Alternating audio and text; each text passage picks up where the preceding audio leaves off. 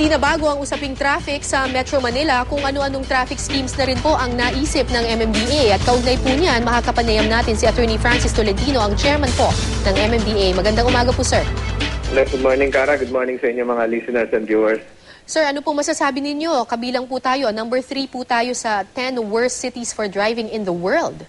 Opo, siguro po partly correct, partly false kasi una-una tinanong ko yung methodology at inamin naman po ng CNN na hindi scientific yung kanilang ang paggawa, yung method dyan. Marami silang kinuha, online lang, sa internet. Pero ang masasabi ko po dyan ay dapat hindi naman tayo ikumpara doon sa ilang well-developed countries in terms of actual physical conditions and resources. So dapat siguro sinama rin yung cultural aspect. Pero kahapon po na lumabas yung report niya, lumabas din po yung report na kasama tayo sa 28 most livable cities. So kabalintunahan po yan. Ibig sabihin po ng most livable city, kahit po may rapid urban migration tayo, patuloy pa rin yung dumadagsa ang tao rito at dahil sa resources available, access to hospitals, educational institution, among others. So, yung pong report ng CNN, siguro po wake-up call, hindi lang po sa aming ahensya, kundi sa lahat ng tao na magtulungan. Dahil yung discipline, hindi lang naman dito problema yan. Room po, pag magmaneho kayo sa room, baka mahirapan din siguro. Ganun din po sa Munich, na po din magmaneho dyan. So, ang tinanong ko dyan kung ano yung parameters, bakit napili.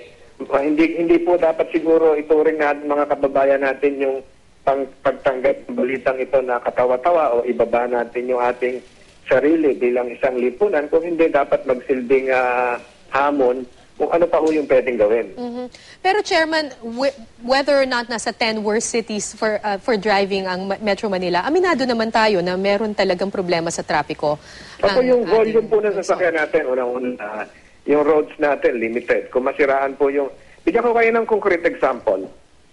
25,000 po ang dumadaan sa sakyan plus coming from Cavite every day. Coastal Road, Cavitex, lahat po papunta ng Baclaran. Lahat po yan papunta ng Baclaran. Hindi po part ng, hindi po residents ng Metro Manila yon. Ito po yung mga bedroom communities natin. So dagdag po yan sa Metro Manila traffic and congestion. Nung inalis po ng nasira po yung footbridge sa Baclaran, natural po yung mga tao tatawid na po sa Canada.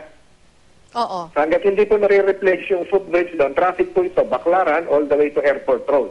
At malamang-lamang po, nakita po ito ng CNN dahil galing sila ng NAIA Terminal 1, traffic po doon dahil tumatawid po yung tao na mga kababayan natin sa karsada.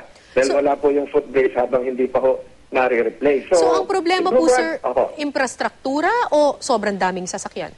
Sobrang daming sasakyan, sobrang daming tao, kakulangan sa infrastruktura. But when you speak of infrastructure, you have to contend yourself with resources. Hindi po tayo kagaya ng San Francisco, masira yung karsada ngayon, re-repair na rin ngayon.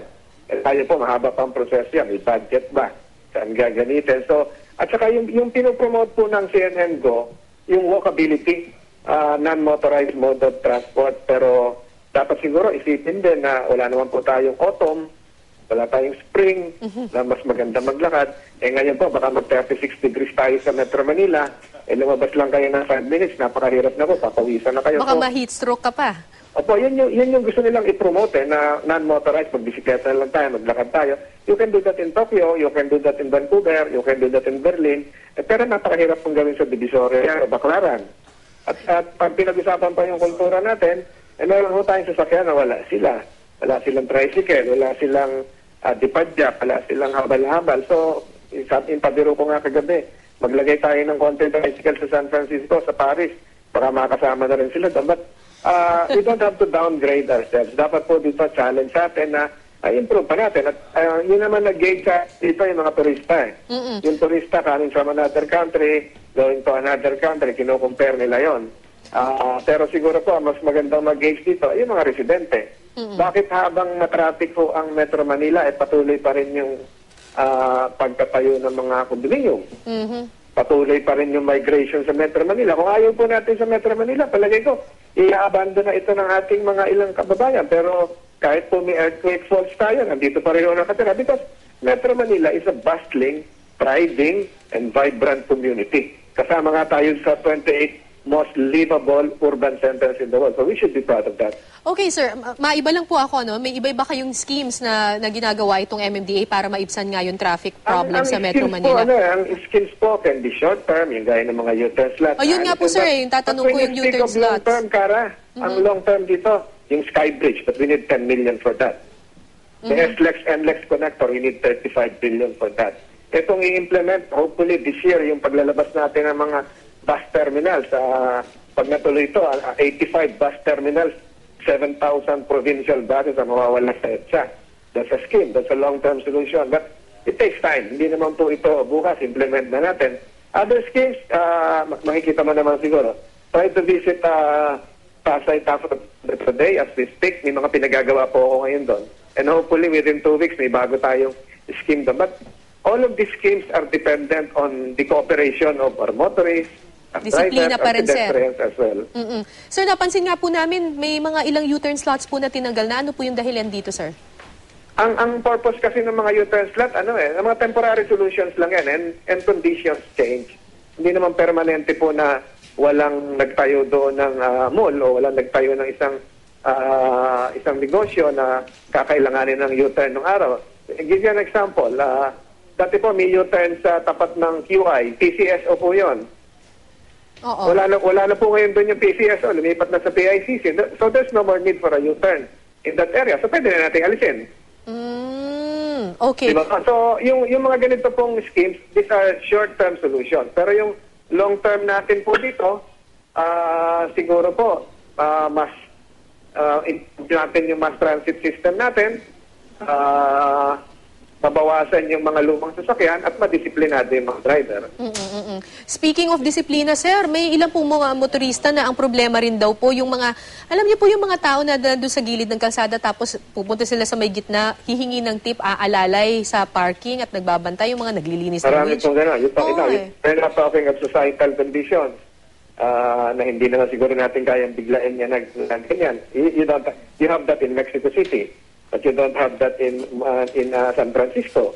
Yung mga bombs siguro po, pero hindi ganito nga gabi. So, yung report pong yun should not be taken as a condemnation of what we have, but should be a wake-up call. treated as a challenge, not reflective, not a mirror-like image of what our society is, but a call to action siguro, tulong-tulong, hindi yung reklamo na lang ng reklamo. We can still improve our traffic condition in the same manner as we are still part of the most livable places in the world. And sa inyo pong pagtaya, nag-improve na po ang traffic condition? Improvement is is relative. is relative in some areas. Last year, sinama ng CNN na worst place to drive ang motorsiklo ng Metro Manila. Nawala ngayon. Siguro nakatulong yung motorcycle lane. At gusto ko rin makita yung basis ng study. Alam mo, Kara, sa driving lang po nakalagay doon Sa driving, may effect po kung right-hand drive o left-hand drive left-hand drive, right-hand drive, siguro pag-aralan niya, may epekto po sa driver yan, pati sa road condition. So, marami pong places doon na hindi nabanggit except for India na right-hand drive. So, there is a culture naman pag right-hand drive, but left-hand drive, cultural naman po yan. Long story po yan. So, we take this study as a challenge, pero hindi ko tinatanggap po lahat yan. Hindi ko naman po matatanggap na lahat ng driver natin walang disiplina. Hindi ko po matatanggap na pinakapangit na po yung lugar natin. Okay. Ang mas matatanggap pa po natin, compassionate pa rin ho yung ibang drivers natin pag may na-aksidente, tumutulong. Totoo naman yan. Marami pong salamat, Attorney Francis Tolentino ng MMDA.